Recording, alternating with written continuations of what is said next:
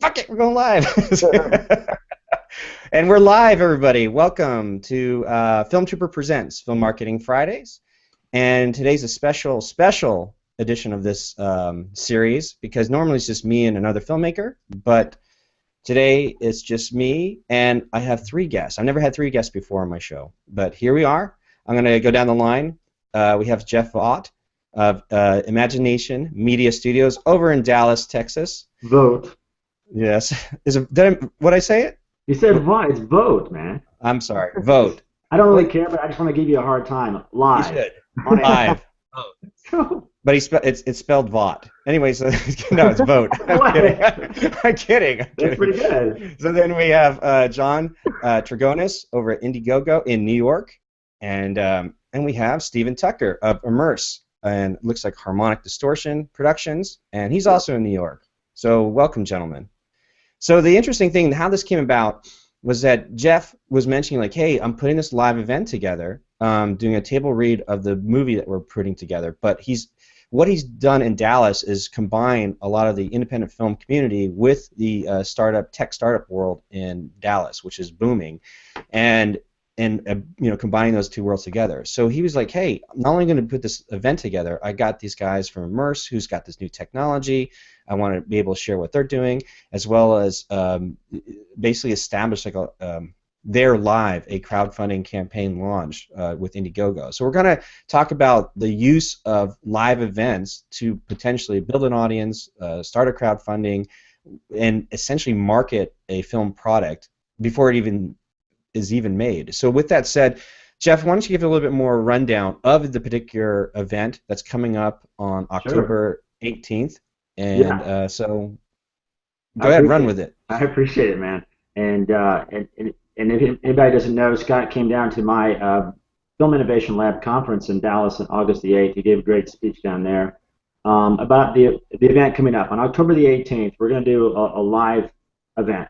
And so just to give a little history on it, I'm really involved with the startup world. And so what I wanted to do was use some of the lean startup principles that many people in the entrepreneur world know about. And so there's a thing called minimum viable product. That is, rather than spending $1 million on a product or millions of dollars on a film, take it out to the public and then no one buys it. What you do is create a minimum viable product and then test it out with customers and then iterate from there to turn it into a product they'll actually buy.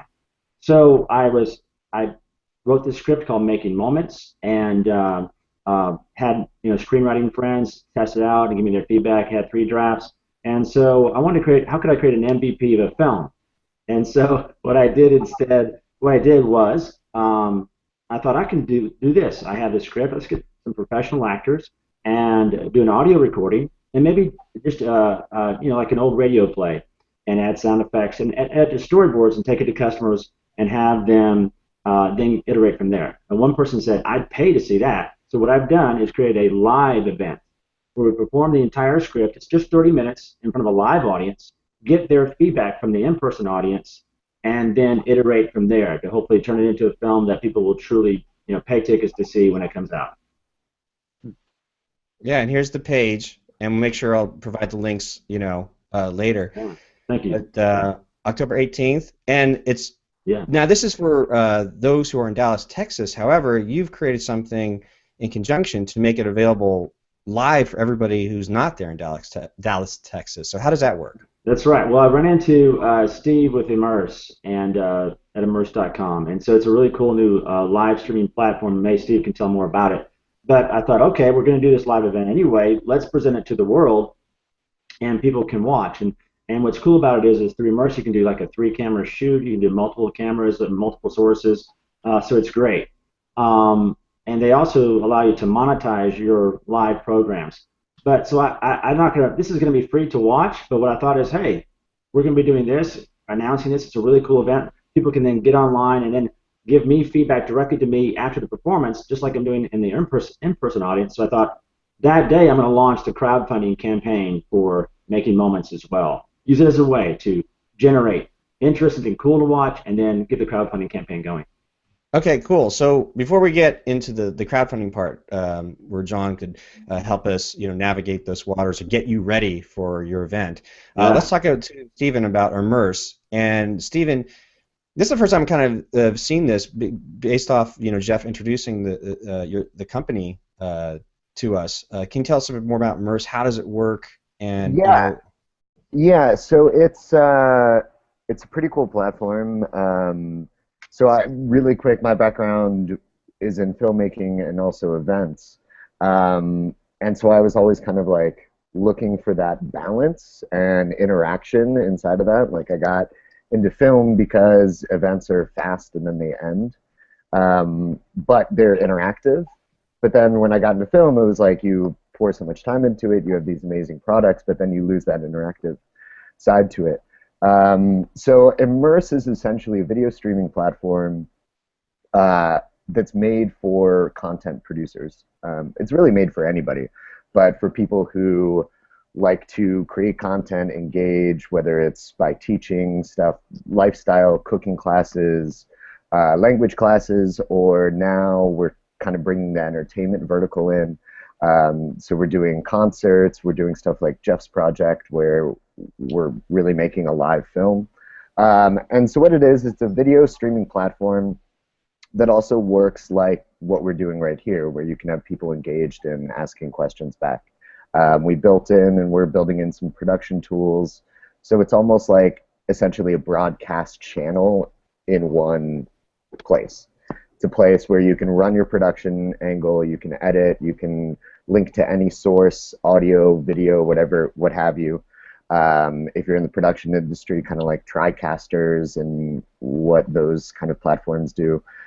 And then we also give you a place to push this out. So if you scroll down there, Scott, you can see our live guide actually works like TV Guide used to be. So right now we don't have anything scheduled today.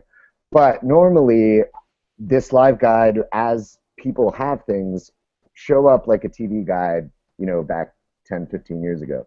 And you can click on any of these things. So it's a full-on broadcast platform. And so we built in the production, and then we also have monetization. So as people push this out, they choose different ways to monetize their content. So each session you create has 3 distribution paths. One is a live stream. The other is immersive, which is essentially like what we're doing here. And the third one is video on demand, so the whole thing gets recorded. So we allow you to monetize each one of those together or separately. And we're really giving people who want to get their ideas out there just the tools and a platform to be able to do it. We were mentioning sort of in the green room, like with Immerss, like I'm using Google Hangouts on air because it's free and allows me to kind of have this thing. But you were mentioning that Immerss also offers the same thing, but it has that monetization aspect to it. So the idea. Exactly. Yeah. So something that I've seen kind of in our world is 10, 15 years ago, internet came along and everything became free, essentially. And we took it and we ran with it for about 15 years. What I'm starting to see now is a lot of the free stuff, it's hard to find good quality content. And people are starting to pay for the good stuff again. Mm-hmm. So what kind of separates us is we are free to use for that content creator. So after we get off this, I'm totally going to pitch you hard to bring your show to Immerss because we're allowed to. So it's free for you to use, and by putting a small dollar amount on it, I think you create a more premium product in that way. It's kind of like you guys are familiar with like Creative Live, like they have you got to be there live to watch the educational presentation, and then they close it behind like a paywall afterwards. Like if you want to get access to all these amazing sort of educational presentations, you'll have to pay for it. But if you're lucky enough to be there live, you can see it live for free or sign up or something. So I'm imagining like instead of, if I understand correctly, as a content creator, I don't necessarily have to be associated with Creative Live, even though they do a great job. I could do it on my own with Immerss and then utilize the same business model by having it live and then packaging it as a paid model. And you Yes. can decide how you want to package that. So you could do what Creative Live is doing. You could monetize each one specifically. You can make it work for yourself, and then we have a point of sale system set up so people just enter their information and they get the content. Interesting, very cool. So I don't want to leave John out. He's like, you know. So the whole thing is, so this is interesting. So Jeff, putting on his live event, live table read event, he's got feedback that says, "Hey, I'd be willing to pay for that." So he's like, "Okay, so I'll start charging for it." And then he, you know, got connected with Immerss to say, "Okay, let's make it live online, so it's not just the Dallas area." And then he's talking about the crowdfunding launch. But before he gets into the crowdfunding launch for this particular project, it's wonderful that John's here because he can kind of guide us through. Like I think I forget there was a post you had which was like something like the 10 rules or something about crowdfunding to prepare yourselves. So we can get a chance to go. All right, Jeff, you're going to say you're going to do it, but get ready because John's here's some 10 rules to know about crowdfunding. If you kind of give us a little rundown of that, John. Yeah, definitely. I mean, I have a lot of rules, so everybody kind of breaks every now and then they cry to me that they broke the rules and I need the help now harder. But I think so. I mean, I'm not sure if that particular post is. I think the thing you're referring to is this new presentation that I've kind of come up with. Sorry, guys. It's New York.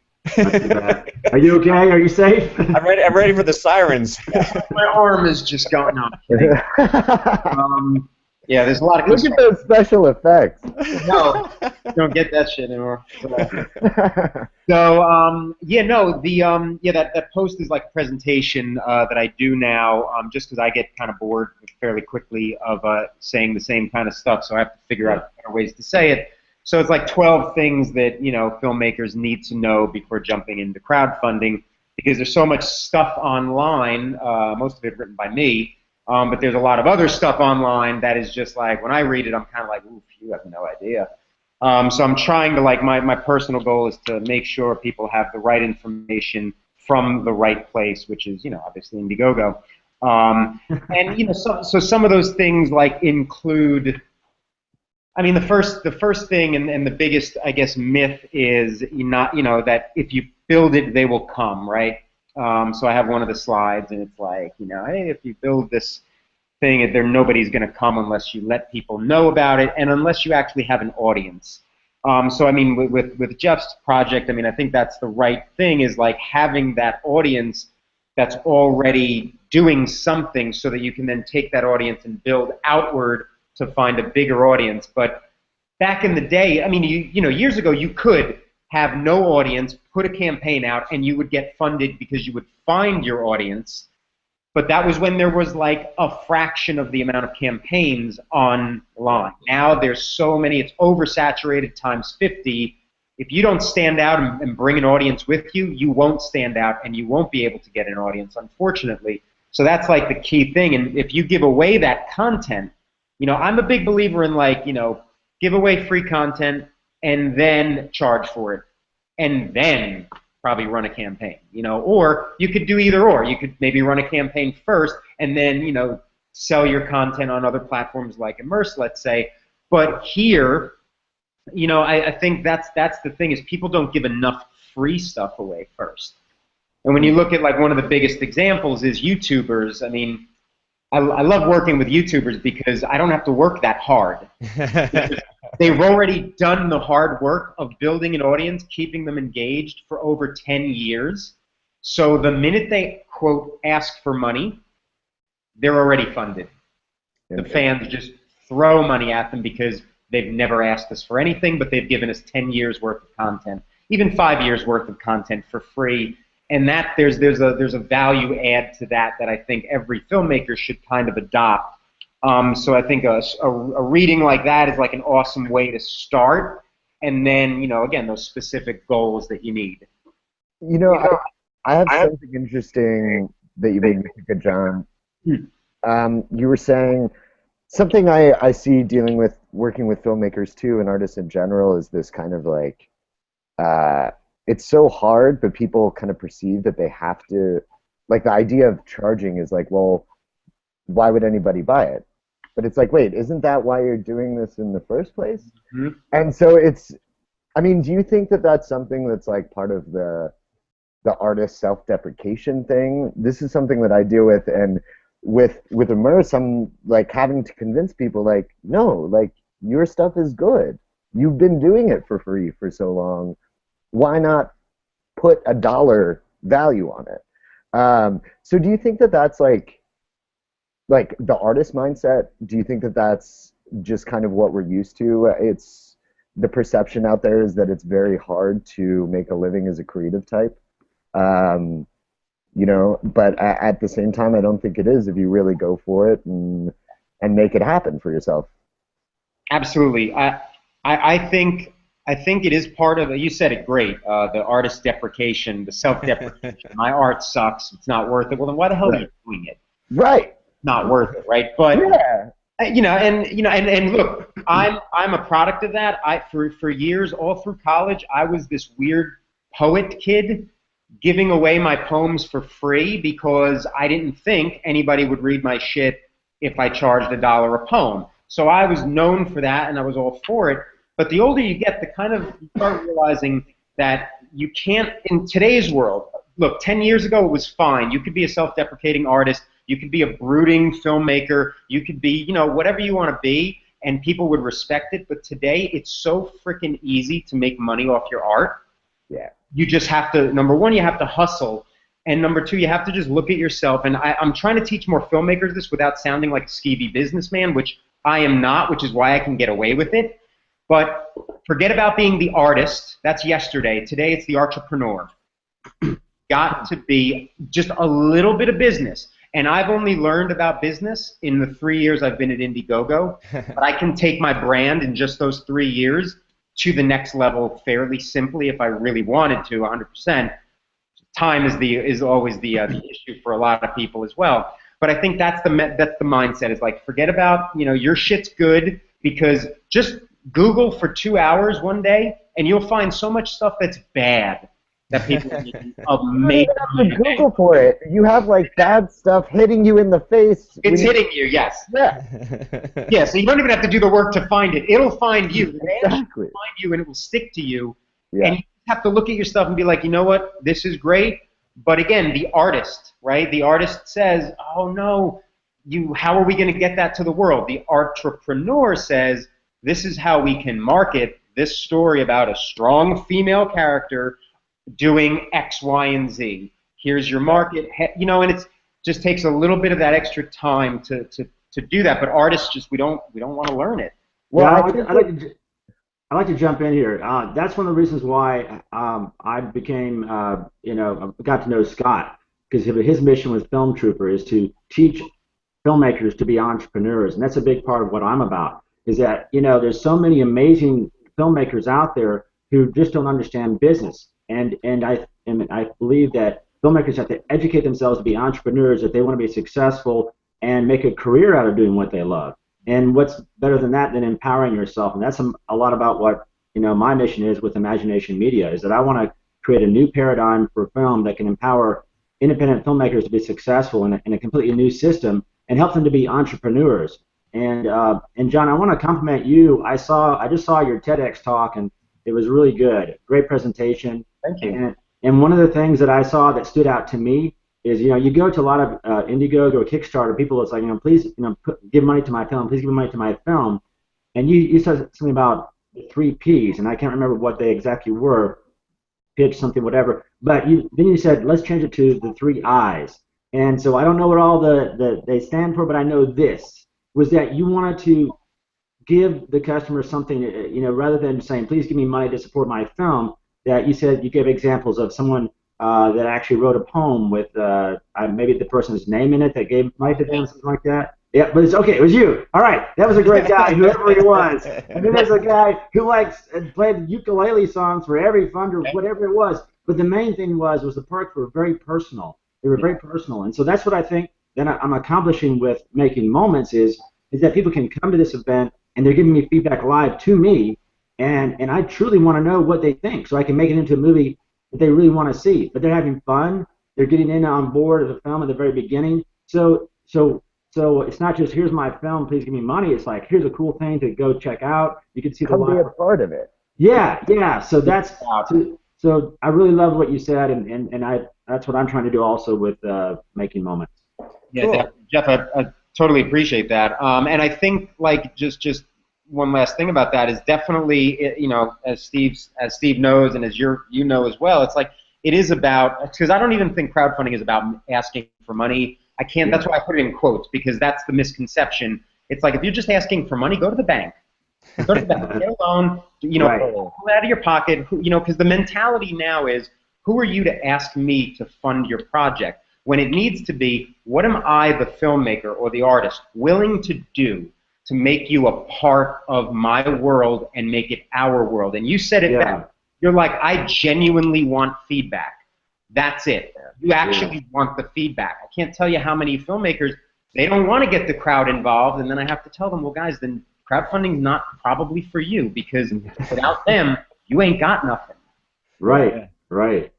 So since this is Film Marketing Fridays, and the idea is, you know, the concept is that production is no longer a barrier because anyone with the tools today can make a film, as well as distribution is getting pretty close to being a commoditized item in terms of all the direct digital platforms you can sell it on. So obviously, marketing is like the last remaining barrier, which brings us to, this is a great quote. This is from Leo Burnett. I read this from David Ogilvy's book on advertising, and he gave little kudos in the back end of his book to all these mentors. This is like ad guys from, you know, the early 1900s, you know. And so Leo Burnett has a huge ad agency in his legacy in Chicago.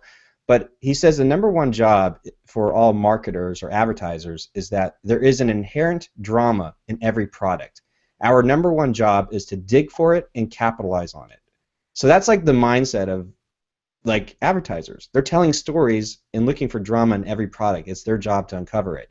And so filmmakers have the inherent, you know, capability of telling stories. They just have to look at their own story and tell that story to the public. So with that said, with the marketing part of it, I would love to get your guys' perspective on Jeff's event and to help everyone like give him feedback to see how best he can construct it as he's approaching the October 18th date. I love that. Yeah. In terms of like best how to use Immerss, best how to really go about his crowdfunding launch, because, you know, John, you mentioned that get ready, crowdfunding is a full-time job. So to prepare Jeff to say, look, once you say it's a go time, between then and when you get your goal, you get ready for your full-time job. Mm-hmm. So with that information, we know that his event's coming up. I'm curious, how best can he use Immerss to make sure that he's maximizing everything he needs to benefit, to make the experience wonderful for everybody to tune into? So I think there are a couple things. I think first of all, the whole marketing thing, I got really blown away when I started making films, and I would get my production budget and I'd raise the money for it, and then I realized that I needed basically at least double that in marketing for anybody to even see the fucking thing. And it was like, and also, like we were talking about before, there's so much chaos out there. It's so easy, you know, everybody thinks and they say, oh, we have social media, you can market stuff for free, blah, blah, blah, blah.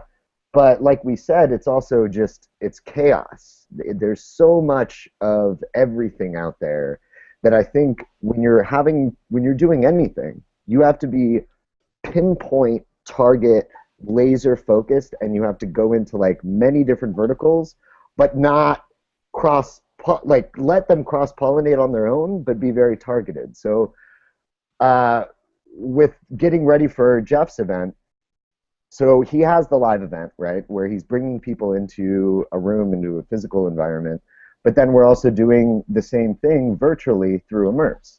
When Jeff and I started talking about how we're going to market this thing, we didn't want to push, when he's pushing the event to get people to show up, we didn't also want to push them to go to the live stream, because then some of them might not show up to his event. Yeah. So we had to be very specific in our targeting, and we, on the Immerss side, focused on marketing through that live experience people outside of Dallas. Meanwhile, Jeff is in Dallas marketing the live event itself. So I think that I think it's crucial. My other business is in creating video strategy for brands and artists and everything like that. And it's the same thing. I think what's really crucial is that, first of all, you need to be very loud and you need to have a lot of content. But then you also need to spread it out like a disease. So, you know, I used to be doing one-off videos for people. Now I say, okay, let's not do that. Let's create 5 30-second videos that you can put on your social media and Instagram. Let's create a whole small campaign of 2-minute videos so that you can really build it out and build your audience and push each of those little things to a specific niche, and then the cross-pollination will happen. Does that make sense, John? I'm sure. Yeah, I was wondering. It's hard. I mean, there's so much stuff out there that you can't just do one video. You can't think that there's one thing that's going to make it happen. It's really a full-on, targeted strategy across all social media platforms, marketing, however you're going to do it. Yeah, and I also like to say too that it's that strategy all across the board, but it's also leaving room for like improv, I think, too. And the more strategized the main plan is, the more when something happens, whether it's positive or negative, you can react without compromising the trajectory of where you're going for all of these things. That's why, like, you know, an example I give is like, yes, you're going to have to like schedule your tweets and your updates and things like that. But the minute somebody responds and starts talking, you need to be there, you know, because if you let that conversation go, that might mean the difference between a $50 contribution and a $500 contribution. Or no contribution, but community building that is going to eventually, who knows where that could possibly lead. So it's you know, I'm a big believer in the strategy element, you know, that Steve's talking about, and that really, the more work you do strategizing it, the less work, it's still going to be a lot of work, but the less work you have to do implementing it, because it's kind of there, you know what has to be done. A lot of filmmakers I know, I'm like, yeah, do you have lately I've been asking this question of like, hey, can I see your strategy document? And then they're like, what the fuck is that? Like, wait, what do you mean? I have to have one of those? And I'm like, yeah, well, you just put together the strategy and maybe a content calendar, and then they just lose the shit. Yeah. You're like, wait, what do you mean? I got to plan every day? And it's like, yes, unless you don't have a full-time job that you're going to have to work around, this will be that full-time job. But even if you do have the full-time job and you're working 9 to 5, you still need to be present from 9 to 5 in some fashion. And then when you get home after you have your quick dinner, you're online doing more campaigning, and it's going to seem like the whole day you were completely devoted to this campaign. And it's, you know, it's part, you know, smoke and mirrors, but it's just the more you plan it, the better it is, and then you can do those conversations in between, which is improvising. And if somebody has a problem, you know, again, making a contribution, they're trying to make a contribution, you might need to be the person to talk to, like, IndieGoGo or whatever to, like, you know, find out what's wrong, you know, to get that in. And you need to be doing that without compromising that journey. Hey, John, I wanted to ask you a question. I hope you can hear me okay. Yeah. Good. So, you know, I just want to ask you, what do you think of the concept of doing the, you know, live performance and have a live stream and use that as a platform for crowdfunding? I think that's an interesting idea. So this is what I don't know if I've seen something, like, it would be like you'd start the campaign and then you would stream, you know, at the same time, I guess, or... Well, so maybe I can jump in and kind of explain what Jeff does. So there's the idea of he's creating a live, almost a theater event, of his film, and this is the second one he's done, and he's able to stream this out there, and actually he's going to have multiple cameras on this. He's going to be able to edit them right there. So he's actually creating his minimum viable product, which we're streaming online. And I guess the idea of kind of shooting it off with a crowdfunding campaign that day was to kind of use that audience that's emboldened into that moment to kind of be the jump start. So kind of like what you were saying before about, you know, you have to have an audience to start a crowdfunding. Well, in Jeff's case, he's been building up his audience for years, you know what I mean?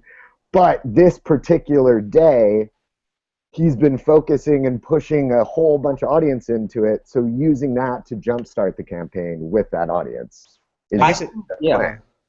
I guess it's kind of like and all over the world. Yep. yeah, I think we've seen it sometimes at film festivals where you're at a festival, you see a film, and they allow sometimes the filmmakers to sell their DVDs right after.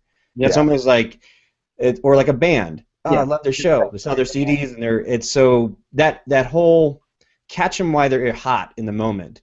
Right. That's an interesting concept about this live event, and then having a call to action, a very strong call to action, which is like contribute. Yeah, I think that's what it's really about. It's just that this is giving a unique experience, the ground floor of a film, to give me feedback directly to the writer-director, which I'm going to take that feedback from them and rewrite the script to shoot the movie in November. And so it gives them a way to see the movie. I think and nothing on any other crowdfunding platform that I've seen, you don't see the film. This is like a wireframe of the film or the blueprint. You get to see it, and then you go, I really like this. I want to donate. I want to help Jeff make this happen. So I think that's a lot of the cool elements of it. And also from the Immerss side, real quick, and then I'll shut up. But I mean, so when he does this, anybody who wants to be a part of it is going to pop up exactly like they pop up in the window that we're in right now, and they're able to like interact with Jeff through Immerss. So the cool thing about our live streaming side is that he's live streaming it out to a larger audience. But they get to talk to him. They get to look at him in the eye, during the Q&A of the event and be like, man, that was awful, or man, that was awesome. I think that's a big part. I think it's a big part of what the Immerss is doing, and it's the interactive element. It's not just a video of like, hey, please contribute to my campaign. It's like, hey, talk to the director himself, ask whatever questions you have. It's more fun and cool, and people want to support you more if they get to know you. Absolutely. Yeah. Yep, I've been learning that too. I'm running my own campaign for a comic this time. Yeah, I've been seeing that. I'm learning it again. It's like the people that contribute are the people that I'm talking with right now, that I'm reaching out. Like it's very interesting. So I think for this particular campaign, I think it's a brilliant idea, and I think a couple of things. The one thing is you want to make sure that audience that you've got watching this film, that you have their full attention, that you're going to keep it up until that call to action and the call to the campaign. And again, you definitely want to do the, what Steve's, recommending, which is, of course, make sure they know that they can talk to you right then and there, and then get to know them. And then, at the end, it's kind of like, well, you should definitely check out the campaign and see how you can be a bigger part of this. Yeah. Because, and that's the messaging. I think everything is reliant on proper messaging and making people feel good about what they're going to do, even if it's learning a little bit more before they make a decision to be an actual backer. Want to learn more, but just tell them, like, hey, go there. And the other thing is to be very specific on what you're going to need from that funding. It has to be hyper-focused. And again, that's a mistake, not a mistake, but it's a little mistake I've just made too, where I'm like, I'm going for this stretch goal of $3,000, but like I don't really know what the $3,000 is for yet. I know I'm going to need it, but I don't know what it's for. I know it's to get the book in the bookstores, but I don't know what that entails. So that's why it's been slow moving. We're almost there. That's why it's been slower, because I'm not telling them, because I don't know, because I haven't had time to research it. So the more information you can tell them, like X is going to be for this, Y is going to be for this, and all of your help is going to be integral to making that happen. But here's the other thing. Outside of just that, and this is something that I've been trying to get filmmakers to do. I don't think most of them are ready for it. I think you're ready for something like is making the audience, through a contribution, a more active part of that process. Absolutely. To the point of, if they make a suggestion, they can even their suggestions could be weighed a little heavier than others and stuff like that. But having other screenings on Immerss, or through Immerss, it gets like the funders in there. It could be specifically for the backers, Exactly. Yeah, I like that. Good idea, John. Yeah, I've been using this in planning on it. I have a couple projects that I'm shooting where I want to use Immerss and show the behind the scenes. I think something that's really big today is transparency. both in business and in creative pursuits. And so that's one thing that really got me excited when I started looking at the platform of Immerss, is I was like, wait a minute, I can like bring, like with what Jeff is doing, bring the audience in, like they're making the movie with you, you know, and like really, it's a really exciting paradigm, I think, that before, and we're still figuring it out. But that's one thing I think Immerss really offers, is the ability to bring transparency into your model, into your projects, have it be a sidecar where you can actually really, for lack of a better word, immerse people in whatever you're doing. Whether you're a filmmaker and you're having them make the movie with you by responding to you through the platform, or whether you're a teacher and you can like be one-on-one with people and really coach them through things. I think John sparked a good idea, is that, you know, you take this whole element of the live you know, crowdfund the first day, but then you continue to meet with your audience and fans live. And, you know, Immerss is a great, you know, platform to do that, where you truly they can talk to you. I mean, not just on some other platforms where it's just text to you. You can do all those things. That's a really cool idea. But I also wanted to say, John, you know, I went down to South by Southwest, and that's where I first saw you in Austin, Texas, the South by Southwest Film Festival. And I went down there. I didn't go down there to see movies or meet movie stars. I went there to go to the panels to learn how to be an entrepreneur and filmmaker and be successful doing what I love. And so I went to all the panels, heard a lot of cool people talking, and a lot of cool platforms are popping up. A lot of great solutions are happening, distribution, financing. But the one unifying thing that I saw across the board, and this relates to what you just said, is that for filmmakers to be successful in today's world, they have to become very good at engagement. And so that's what I've been trying to do all year long, is engaging fans in different events to bring them in before I do the crowdfunding and before we make the movie. Absolutely. So we got like 15 more minutes, but this is fantastic because we've gone through sort of the structure, sort of like the mechanics of how the live event's going to be generated, how to engage the audience and have a really strong call to action, and so he's getting everything ready to go. So my question to you guys is, because it's Film Marketing Fridays, what is it that Jeff is really marketing in terms of someone who's not a filmmaker, who's not interested in the technology, but is going to be potentially a contributor to the project? What do they need to be? What is the marketing message to them? It's an experience. So he's marketing an experience. He's marketing the opportunity for somebody who is not a filmmaker to become a filmmaker with him. Mm-hmm. Yep. Thanks, Steve. I think that's it, right? Yeah. Yep. Total experience with this one, because again, we forget, and I've said this a lot at like panels, but like we as filmmakers, I don't know if you guys like the act of filmmaking. I've never liked doing films. I like writing them because I'm a writer at heart, and I like having the finished product. That whole part in the middle, aside from working with the actors, I don't like. You don't like not sleeping and eating terrible food and and freezing cold and like not having a bathroom. Yeah, exactly. But I think aside from all of that, the act of being a filmmaker is the sexiest thing in the world right now, I think. Yeah, and it always has been. That everybody. What was that, Steve? Sorry. It always has been. I mean, that's before crowdfunding. That's how you got movies made. Like I raised money, and it was like, hey, there's gonna be a lot of cute girls on set. Like, give me 30 grand, and we're gonna like be rock stars together. You know? Absolutely. It's so if you can give that experience of, or that sex appeal to, no offense to bankers, but to a banker who doesn't have anything else with their life, all of a sudden they see this live stream and it's like, wow, I'm a filmmaker for the first time. This is great. I feel, and it's really about getting that feeling across to them that you genuinely, again, you want to know what they say, but you're also making them feel that they have some sort of a say, a piece, a part of this. That's the key element. I have a Yeah. question for you, Yeah. John. Is that something that can be like a reward? Like something I started thinking about with Immerss is having one of the rewards for people who are doing IndieGoGos and crowdfunding is like, hey, you're going to be able to be live and one-on-one, Yeah. Oh, once a week with us. But how would we do that? Yeah. How would we do that? Like, how would that look like on a page?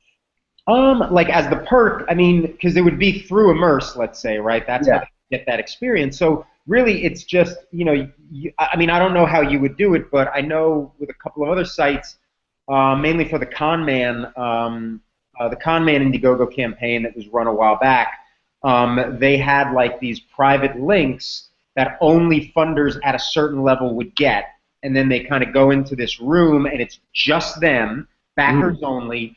And and for this, it was like whenever Nathan would just like turn his phone on and hang out, and just be like, oh, hey everybody. But this, again, that had like some value. This, I think, has like, Yeah. I don't want to say a job value but it is like reporting to a job. You could send a call sheet, that says, oh, report to the Immerss, to Immerss at 0800 hours in the morning, well, whatever. Yeah. Later than that.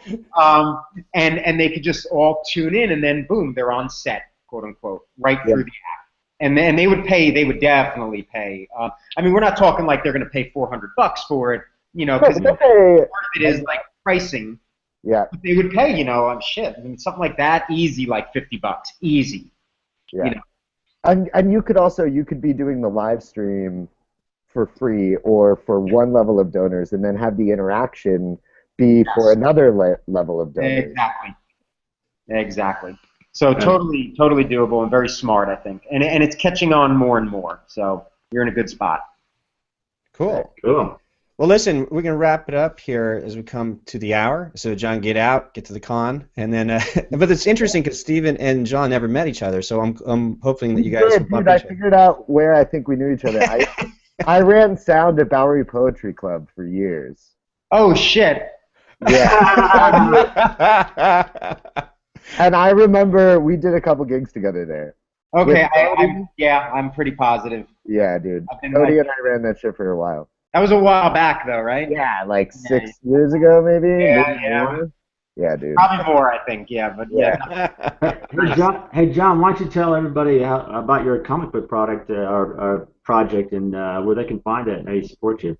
Oh, I mean, that'd be awesome. I didn't want to impose that. But, no, do it. That's what this is for. Help everybody. Come on, you've got to grab your audience. Actually, John, if you want, I don't know if you can actually type the link into the chat, and then I'll make sure to put that in the notes. Oh, totally. So in the left-hand corner, there's a little blue box, and then you can just paste that in. And I'm curious about your book too. I haven't read your book yet, so I want to know where I can get it.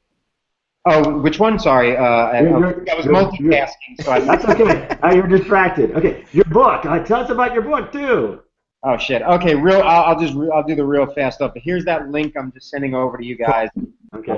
In the chat there. But yeah, no. I've got a campaign running right now for a comic book called Sirens Calling, a horror noir. It's the initial campaign was for $2,000 to get it printed, high quality print from a really cool company that I really like. And we got there in 2 days. We hit our $2,000 goal. It was amazing. I was like worried that it was gonna be a lot. I mean, it was hard, because I was like, oh, when is it gonna happen? And it happened, and that was great. So now we're doing stretch goals. We're stretching up now to $3,000, and we're almost there to get the book into some bookstores in local bookstores in New York and Jersey City, where I'm living in Jersey City. And then we got a couple more stretch goals that I'm hoping to unlock because they're really darn cool. So if we hit that 3,000, I can unlock the second one, which I think is pretty awesome. Wow, it's like a game. It's been a great experience. Cool. It's like a cool video game. Like you gotta get. Yeah, that's very good. I like that. Totally. No, yeah, man. I mean, I'm stealing that. Do it. No. Gamifying. I'm a big believer in it. And it's my first time gamifying my own campaign. So it's pretty cool. I've helped other people gamify it, and to great success. I'm happy it's working.